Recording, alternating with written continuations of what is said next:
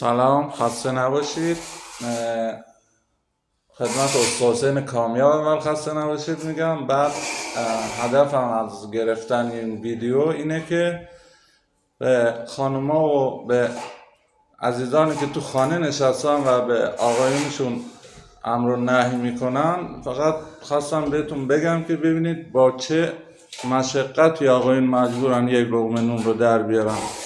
لطفا این ارتفاع من تصویرشو میگیرم، شما فقط نگاه کنید و من هیچی نمیگم.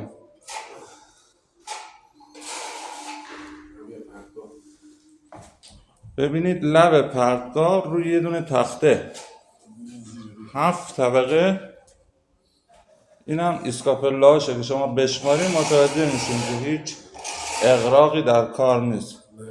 خدا قوت بده استاد حسین، امیدوارم که موفق و پیروز باشه.